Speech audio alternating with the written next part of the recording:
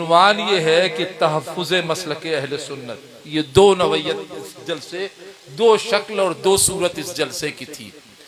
پہلی صورت جو ہے وہ خانقاہ کے بزرگوں کا طریقہ، مسلک، مشرق جو ہے وہ طریقہ تبلیغ، اس پہ تقریباً میں سمجھتا ہوں کہ جو میں گھڑی دیکھ رہا تھا 55 منٹ کے قریب حضرت مولانا ڈاکٹر سید شمیم منمی صاحب جو ایک بڑے لمبے سفر سے آئے تھے، انہوں نے پرمغز خطاب کر دیا. صرف اس پہ ایک واقعہ میں بتا کر کے اپنی بات آگے بڑھاؤں گا. چشتیوں کے پیشوائے اعظم، وہ چاہے اشرفی ہوں کہ نظامی ہوں کہ صابری ہوں، حضرت بابا فرید الدین مسعود گنج شکر، تیسرے بزرگ ہندوستان میں سلسلے چشتیہ کے، ان کی بات اسی پر اختتام پذیر ہو جائے گی اس واقعے سے کہ جب آپ تشریف لائے تو آپ کو آپ کے ایک معتقد نے قینچی پیش کی.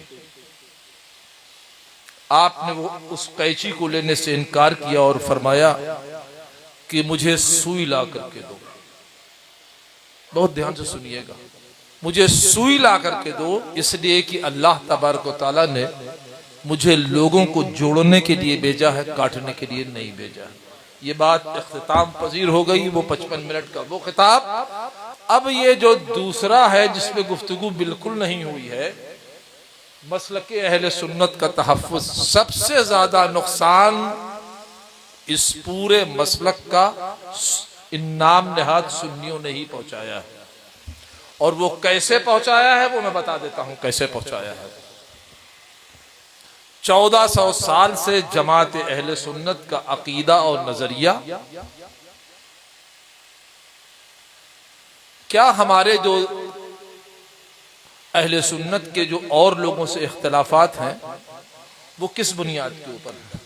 کیا نماز کے بنیاد پہ ہیں، کہ روزے کی بنیاد پہ ہیں، کہ زکوٰۃ کی بنیاد پہ ہیں، کس بنیاد پہ اوپر ہے بھائی؟ کیا ایسا ہے معاذ اللہ کہ ہم کہتے ہیں کہ 1 مہینے کو روزہ ہے، وہ کہتے ہیں کہ وہ 1.5 مہینے کا، ہم کہتے ہیں کہ وہ 2.5% زکوٰۃ ہے، وہ کہتے ہیں کہ نہیں اور زیادہ زکوٰۃ ہوگی، وہ 4% ہوگی. نہ، تو پھر کس چیز کے اوپر ہے؟ اوپر ہے حضور کے حاضر اور ناظر ہونے پر، حضور کے مختار کل ہونے پر، سلام پر، قل پر اور فاتحہ پر، ایصال ثواب کے اوپر. یہ مجموعی عقائد ہیں جن کو ماننے والا سنی کہلاتا ہے. لیکن ہوا اس دور کے چند متشدد علماء کی ذات سے، اس میں ہوا یہ ہے کہ یہ عقائد اور معمولات کو تو پیچھے پھینک دیا گیا ہے اور شخصیت کو سامنے لایا گیا. اور اسی شخصیت پرستی نے آج آپ جا کر کے دیکھ لیجئے، چاہے وہ اہل حدیث کا طبقہ ہو، دیوبندیوں کا ہو، شیعوں کا ہو، کسی کا ہو، ان کے یہاں مکمل اتحاد ہے. سنی جو ہے ایک عقیدے، ایک نظریے، ایک سوچ اور ایک فکر کا ہونے کے باوجود بھی آپس میں دست گریباں ہے. اس کی وجہ یہی شخصیت پرستی ہے کہ فلانے شخص کو تسلیم کرو گے تو تم سنی ہو، ورنہ چاہے تم کتنے بڑے بھی سنی بنتے ہو، ہم تم کو سنی ماننے سے انکار کریں گے. اور اس بات کو بابا کے دہل خانقاہوں کو جو ہے وہ کہہ دینا چاہیے کہ ہم سنی ہیں، کسی شخصیت کی ذات سے نہیں بلکہ عقائد اہل سنت جو ہمارے بزرگوں سے تواتر سے ہمارے یہاں آئے ہیں، چلے آ رہے ہیں، اس بنیاد پر ہیں. اور یہ بات اگر اہل خانقاہ عوام کو اپنی سمجھا لے گئے، مسئلہ یہی ہے کہ ہم اپنی بات اپنی عوام کو سمجھا نہیں پائے.